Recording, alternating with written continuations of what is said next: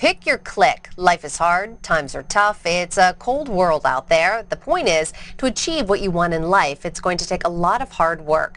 If anyone knows that, it's my guest today. He's been homeless, a gang member, and was even indicted for fraud. But that never stopped him. Joining me now with his story and his 9 steps to achieve any goal is CEO of Bartmann Enterprises and author of Bailout Riches, Bill Bartmann. And he is Skyping in from Tulsa this morning. Welcome, Bill. Oh, good morning, Meg. Thank you. So your story reminds me a lot of that Will Smith movie, Pursuit of Happiness. How did you go from being homeless to a CEO? It wasn't quite as easy as Will Smith made it look, although I admire that movie. That movie's a great inspiration for all of us. In my case, it was the old-fashioned way. Literally, I was a high school dropout. I had spent 5.5 years in high school without graduating. I was an alcoholic when I was 17 years old, and I was a member of a street gang. And fortunately for me, and maybe it's so timely because we're talking about Valentine's Day yesterday, Kathy, my wife now of 36 years, came into my life when I was 14 and she was 11.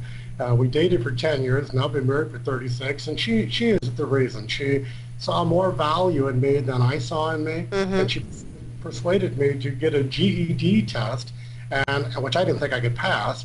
And with her coaching, I took the GED test, passed, found a way to get into college on probation, stayed on probation for 4 years, graduated on probation, finally got into law school, flunked out, got back into law school, stayed on probation for 2.5 years, and then finally graduated. So my path was a little more tortuous than was Will Smith's. Amazing. You just didn't let anything get in your way. You've got some great tips that help us achieve any goal, you say. And first up is to make sure your goal is your own. How do you approach this?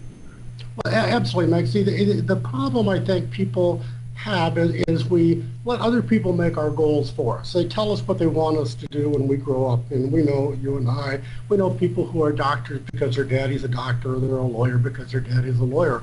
Well, we should be what it is we want to be. So the very first step of deciding what you want out of life is making sure that what you want is really what you want and not trying to satisfy someone else. Now, next up, you say make it a promise. What do you mean? Well, mostly we use words like goals, and you know, and I know, and everybody else seems to know that especially right now after New Year's, that we've all set lots of goals that mostly we miss on. Goals, the word goals, has a kind of a shallow meaning to it. Now, there's another word we can substitute for the word goal that has a higher, deeper meaning, and that's the word promise. When you make a promise to yourself or to someone else, that's something you full well intend to accomplish. So just changing the semantics of not calling it a goal, but calling it a promise. And really you take it one step further. You say to clearly identify your promise, which means what? Well, absolutely. And it means you sit down and clearly articulate to yourself. It doesn't have to be to anyone else yet. You articulate it to yourself. What do you really want to accomplish? In my case, and this may sound a bit absurd, since considering where I was at in life, I wanted to become a member of the Forbes 400. Now, that may not be a goal that everyone shares, but a kid growing up on welfare and poverty, that was a nice, clean way for me to say I really wanted to be in a much better economic condition than I was born into. And why not set your goals high, right? Absolutely. You can shoot for the moon and miss and land on a star, or you can shoot for a street light and end up in the parking lot. The choice is yours, how high you want to shoot. Okay, your 4th tip is to identify your personal motivator. Can this be a person or a specific thing? Well, you know, what I'm speaking of there when I say identify a personal motivator, Meg, there are, we all know what it's like to have a cheerleader. We all know what it's like to have somebody who's rooting for us. But we also all know what it's like when we have people who aren't supporting us. And therefore, we can have a positive motivator or a negative motivator. And a positive motivator would be, in my case, my wife or my children. They are always on my side. But my negative motivators are the people who tell me I can't. They tell me I'm too short, too tall, too fat, too skinny, too this, too that. They're the ones that laugh at us when we come up with great ideas. Well, I write their name on a 5x7 index card and I carry them with me. And then when I really need motivation, I just look at their name on that card, and that gives me all kinds of motivation. Right. You don't need any of that negative reinforcement anywhere near you. Let's move on to your next tip, and that is to achieve any goal, and that is to review your plan a lot. And why does this help so much?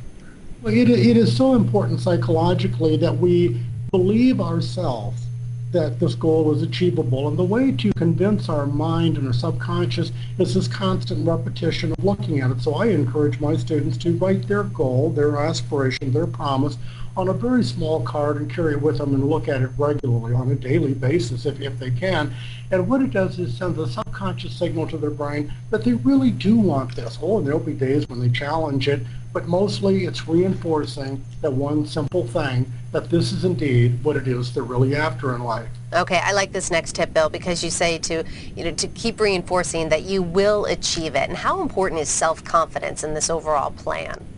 Oh, it is absolutely crucial. We all know what it's like to hear that negative voice inside our head where we're expressing self-doubt, we're expressing uncertainty, we're telling ourselves we're not sure we can do something, and sometimes we even hear an external voice tell us we can't do things.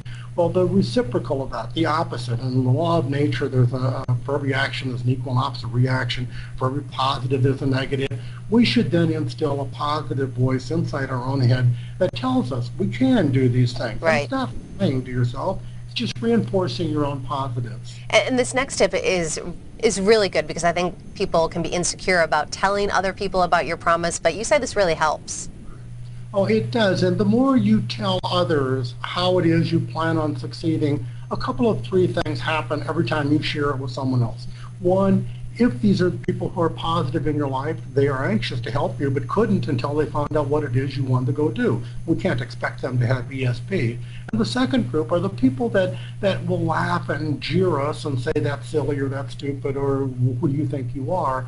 Those are the people we write on those 5x7 index Right. cards. And let them be a motivator for us. Okay, and your final step to achieve any goal is to visualize the final result. And how do you do this? Oh, this is crucial. This is absolutely powerful. You have to be able to see yourself in that moment. You have to be able to look out and believe inside your own head that you could achieve that.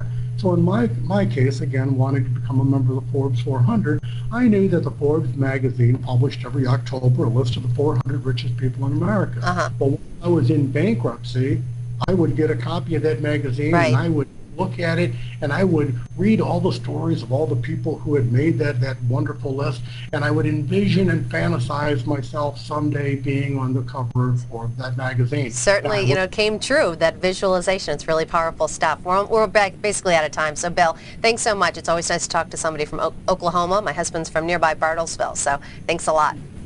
Thank you, Meg. All right, and you can pick up Bill's book, Bailout Riches, on bookshelves now.